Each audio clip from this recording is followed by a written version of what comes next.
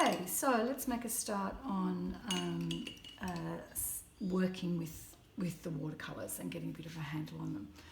The first thing with the watercolours that I think is a bit of an issue is that it's difficult to see what colours each watercolour makes. So I recommend, and you can see I'm just going to wet those down a bit just to get them ignited. And I find this to be a really helpful tip, is to make yourself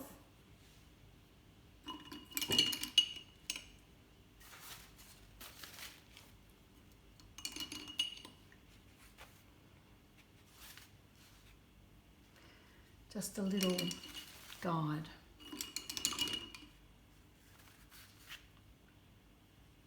And you could do this in your book, but it's kind of good to have one that fits all of them so that you can see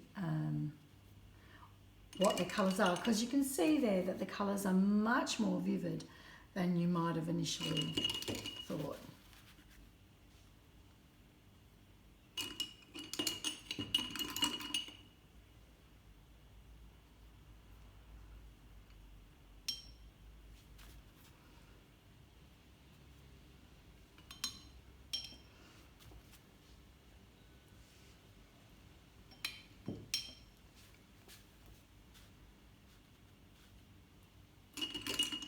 So you could do that with all of them. I'm just going to do it with these ones because that's going to be enough. So that's a really handy, just a handy guide so that you can see what colours are what.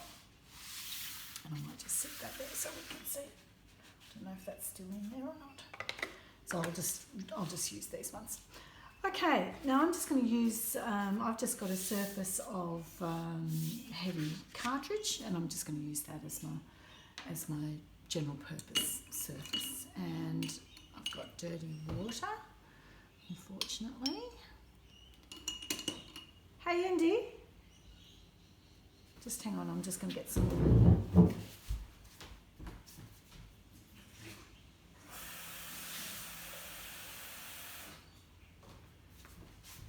Sorry about that. Okay. I find a bit of paper towel's really handy just to have in your hand at all times to be able to work with. All right, so the first thing is that you can lay down water and then work with colour, and you can move colour around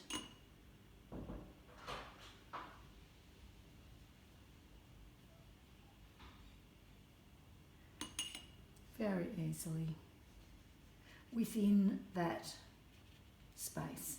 So it's going to just go where I put that original outline, and I'm going to add other colours into that as well.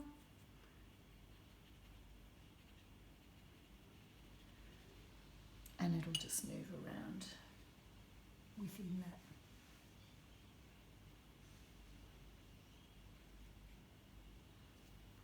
Within that space. So those colours will merge really nicely together. I'll just put some stronger stuff so you can see them bleed. And that's called bleeding. So colours will bleed into each other really nicely. You can add water into that to make them move around more as well, and that'll work, you know, really simple. So that's your first really simple way of working, and you can move that around, in my case with a bit of difficulty, but you can move that around as well, which is great. You can spread colour. I'm just going to grab.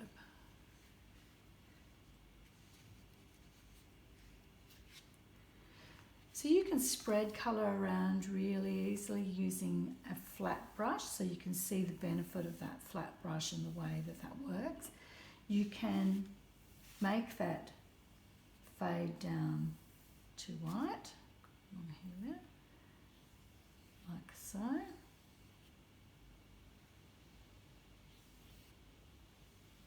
So So that's an easy way of doing a gradation from dark to light.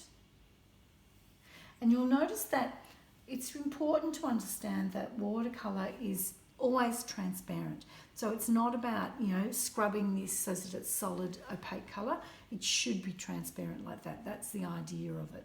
So make sure that you're well aware of that. We can use tape. So normally I'd use masking tape, but this is all I just happen to have. Now if I just stuck that down, it's going to stick and it's going to tear the paper when I put it back. So a good idea is just to what you call de-tack it. So I can put that down along with half of my skin cells, like so. And I can then, let's use one of these nice blues. I can paint around it.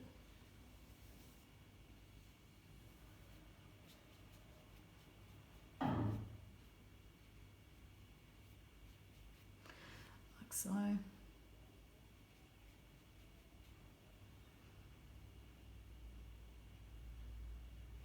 Just going to darken up in there.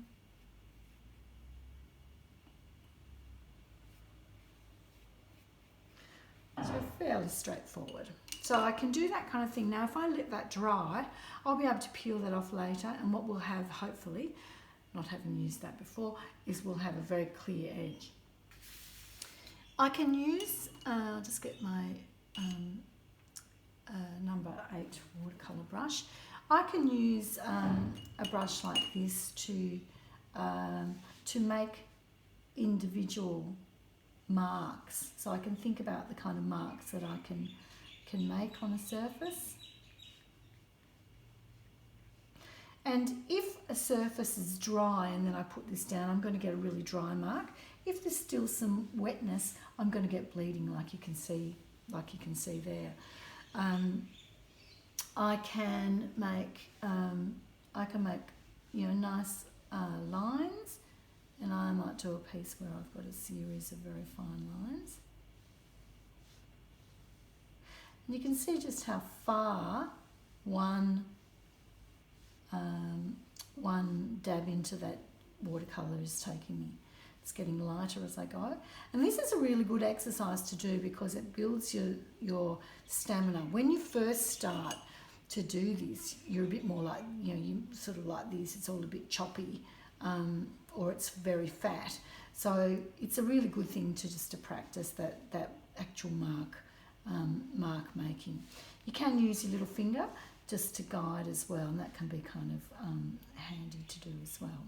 So you can play around with that kind of thing. You can do like a dot or a dab, it could be a circular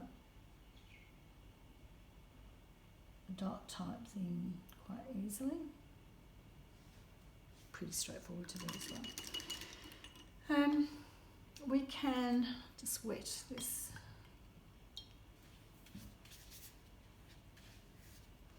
I'm going to wet this quite heavily. I've got a lot of water there, which is a bit pink because it's not that clean. That's right. Not very round either. Now I can drop into that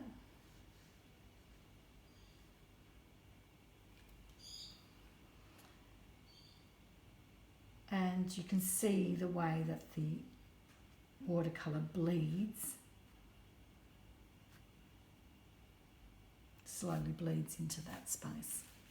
Equally, I could do just little dots of, this is just the grubby water just to pull it further. And I could continue to add other, I could add other colours into that. And I could add just straight water if I felt like it was getting a bit too dry. Now you can, I don't know if you can see, but that paper's buckling a bit, which can be a bit problematic. That's one of the things the watercolour paper will do less of. So that's one of the sort of benefits of the watercolour paper. You can see that sort of starting to swizzle and move around, and you can even push that around a little bit yourself. And again, that's only going to track inside that initial circle that I made. It's not going to go beyond that circle because the paper beyond it is dry. And you can see how I can push that around.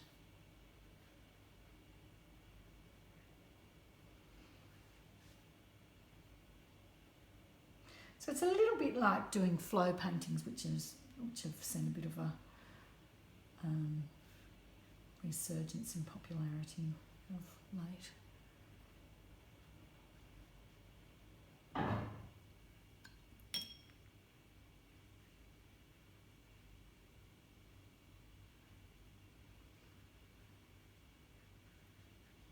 The good thing with this is that we can just experiment, and what's critical is that we remember that these are abstract.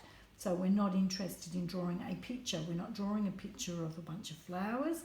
We're not drawing a picture of the back garden. We're just working with abstraction and pattern. I'll just let that dry now. So you can see how that can move around and be really quite lovely.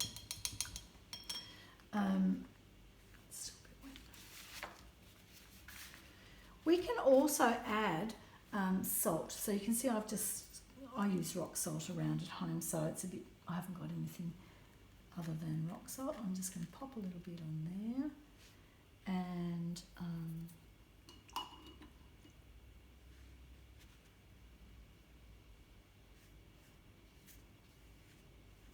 dirty brush.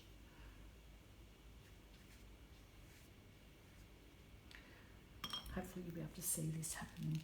So I don't know if you can see, but what will happen is that you might see it better if I do it on here.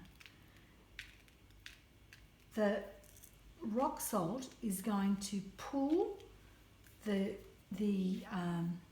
can see it in here. So the rock salt's going to attract the watercolour. It's going to pull the watercolour towards it.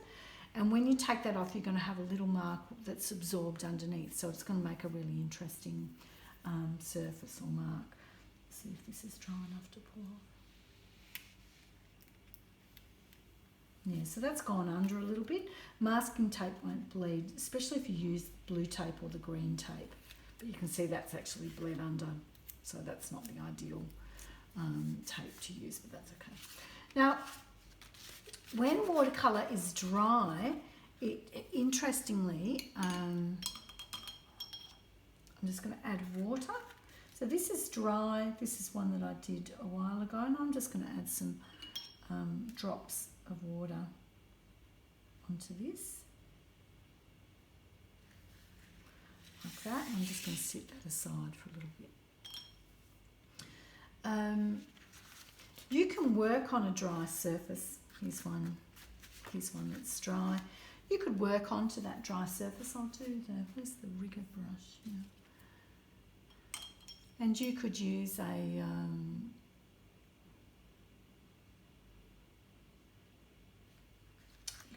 colour, and you could build up on a dry surface.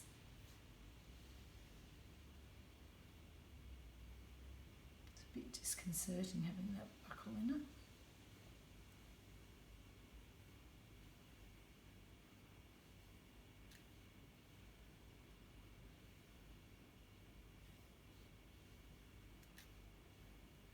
And so forth. So that can be interesting, and it won't bleed because the original surface is very dry. So that's kind of cool. You can see here that this is pulled down into a section. Another thing that you can do is use paper towel to absorb.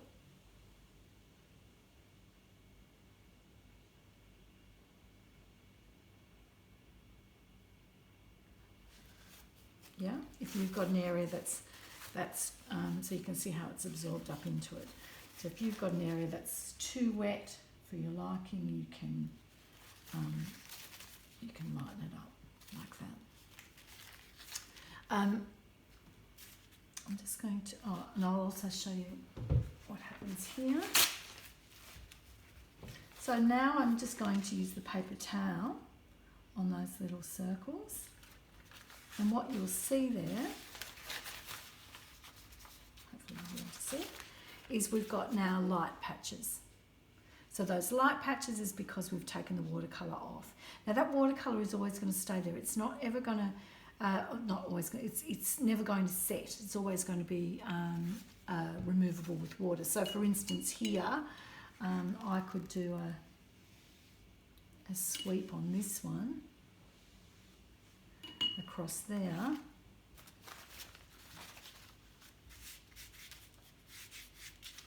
And I can potentially lighten that off. So I'd need to add a few, but I could certainly lighten a section up. White is tricky. White is, the one thing with white is that if you want to have an area that's going to have white, you've got to have it there from the word go, and you've got to leave it there because you can't reinvent white. So the white is the paper surface. I'm just going to move that white lot over yonder, and we'll just have a go on some of the quality papers, just so you can see the difference in the way that these papers work. And I should have changed my water, but I haven't. So.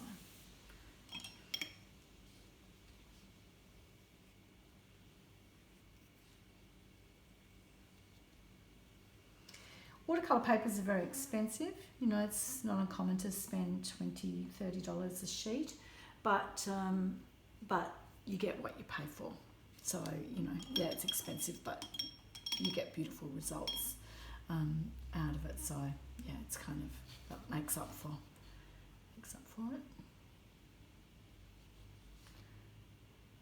So I'm just going to add.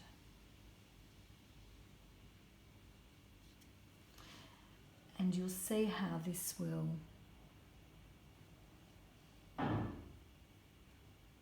spread to those outside edges.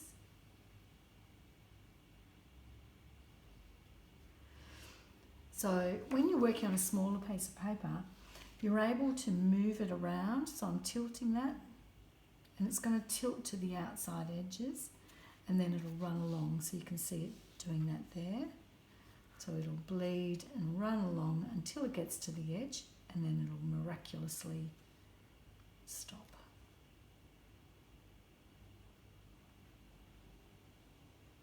Which is very cool. And you can get those kind of variations. And then, you know, you can build up colour variations in there.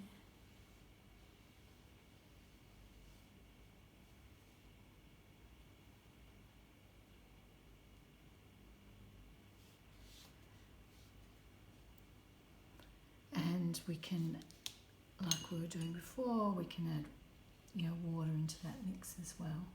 When you add water, it does these little light patches. They're called blooms, water blooms, which can be really interesting. And again, I can move that around, push and pull. So you can see how when you're trying to do something, it works a lot better straight away when you're using better quality paper. It's going to get is that black?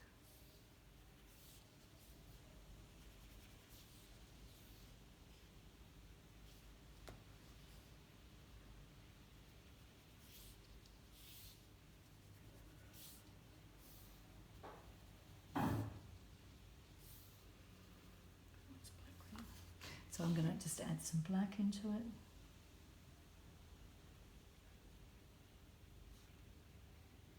I don't think that is actually black, I think it's actually a green. So that's where, you know, what I was saying before about making these little containers is really good, because it's very hard to see what you're working with. They don't look nearly as exciting in the pans. Yeah, it's kind of a greeny colour, I think.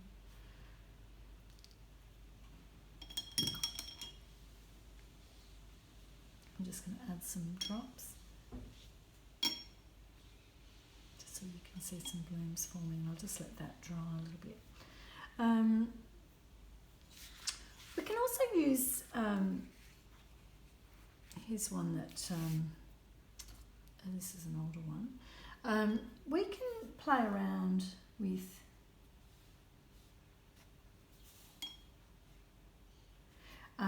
pattern and, you know, like drawing into shapes.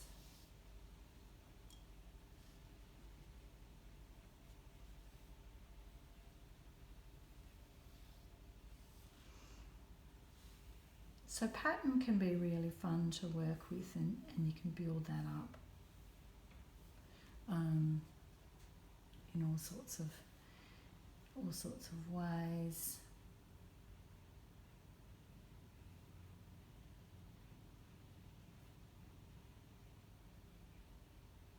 And so forth. So, you know, you can do that kind of thing with a rigorous brush or with a normal brush.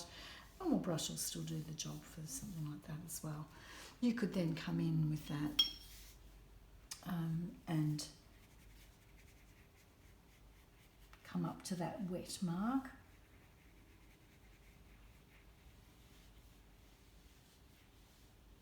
So this is just water on this brush, but it's igniting that watercolour that's underneath.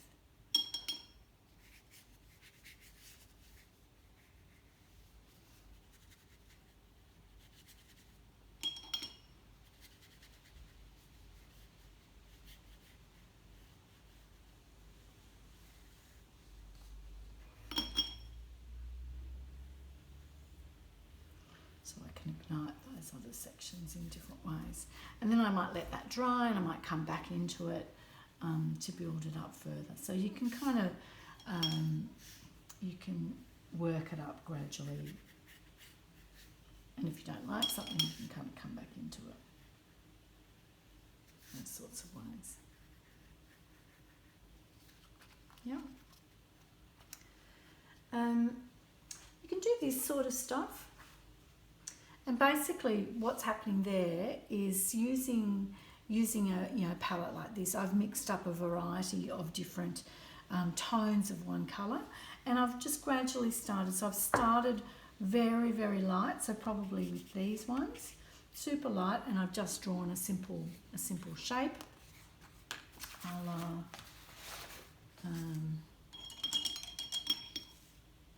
So it might be like a simple shape like this, and really, really light. Yeah, so really light, simple shape. And then it might be just ever so, oh, that wasn't very ever so, just slightly darker. And I've let these dry in between so that I don't get bleeding happening. So I might do that, say, and then I would let those dry, and when they're dry, I'd come in and I'd do another layer. And I'd let that dry and I'd come in and do another layer, gradually becoming darker as I've come up, and then I'm building up this sort of thing. Now I could then add to that by working with just a rigorous brush or a number 8 watercolour brush on top. So same thing, just with line work over the top, which can work quite nicely. Another thing that's also really lovely to use is a gel pen. So a gel pen lets you draw over the top of the watercolour, and it takes up a tiny bit of the colour. So it's a white gel pen, and yeah, it's really quite a lovely effect. So the gel pen can be really good. Equally, you could do the same thing, but in this case it's with a fine liner, so a couple of different weights of fine liner. There's a little gel pen one, just a small version. I do a lot of work with little sets. I'll just move those out of the way. With little sets. like these.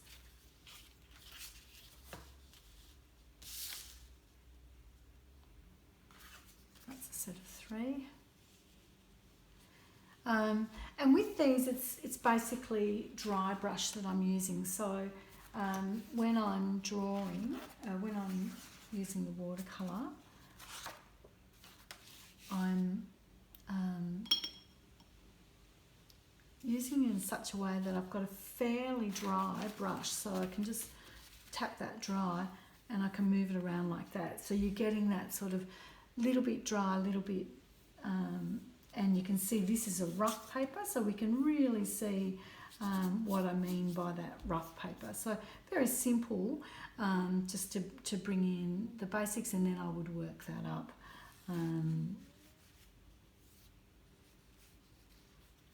Slightly calligraphy-like, for want of a better word.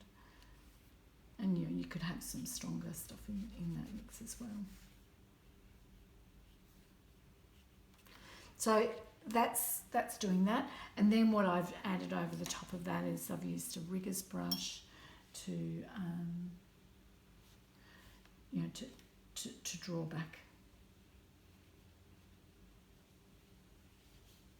into it, and also a gel pen, which I haven't got with me. I didn't think of that. I've got one upstairs, so you can see how that's really simple, super simple, and produced quite quickly. These have got a little bit of a complementary colour in there just to give them a bit of a boost. I haven't got a complementary mixed up. I'll just ignite one.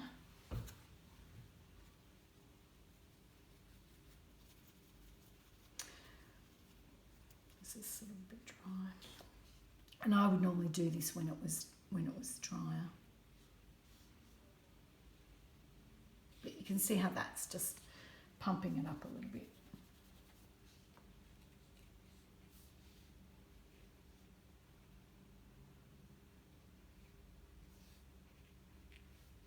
Yeah, so a really simple little technique that works.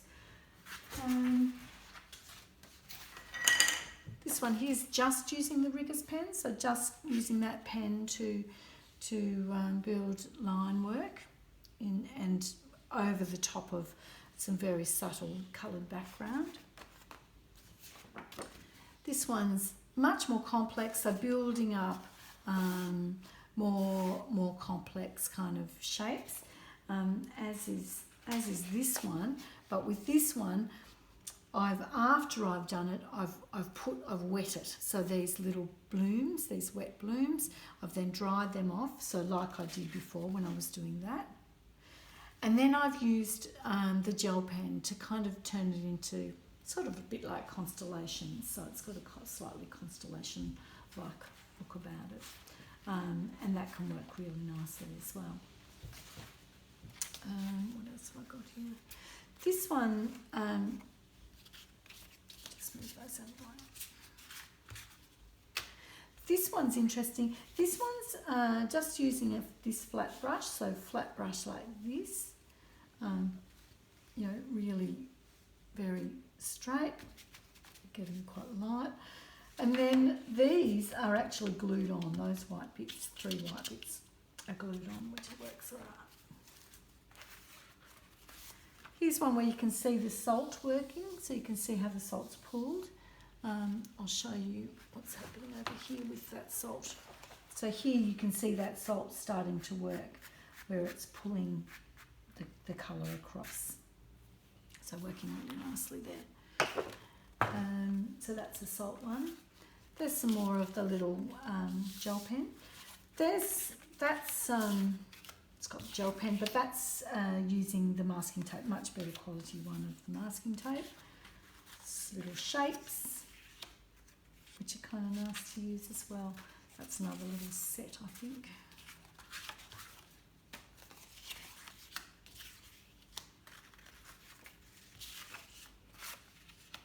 I think that's just a set of 3 actually.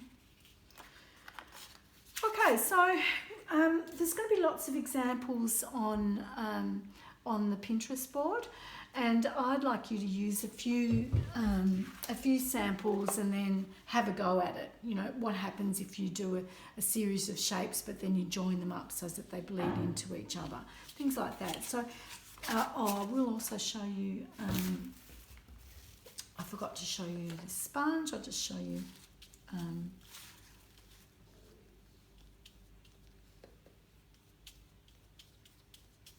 so I can put it down like that, and then I can use a sponge, and it will just give I don't know how better to describe, a spongy effect. Equally, it might be that you use the sponge to put other sponge effects over the top, or that kind of thing where you're getting that sort of textural surface, which is kind of nice.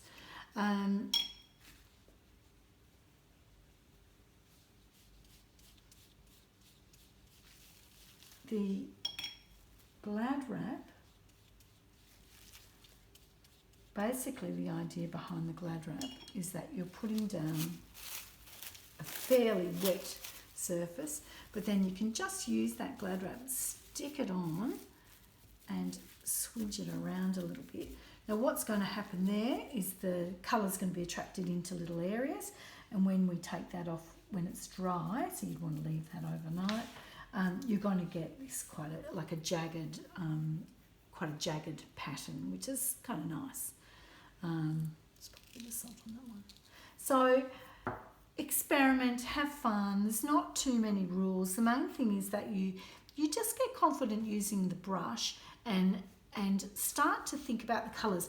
I've been using all the colours on purpose, but what you notice with my work is that when I do use the colours, I'm thinking about a colour scheme rather than, you want to watch out that you don't end up with a rainbow effect and it just be, you know, really, really over the top.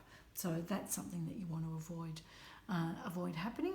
And I don't want you to draw flowers and pretty things like that. So let's just keep a lid on getting too over the top on that score. Okay, so main thing is just enjoy it, have a little bit of fun and see where it takes you.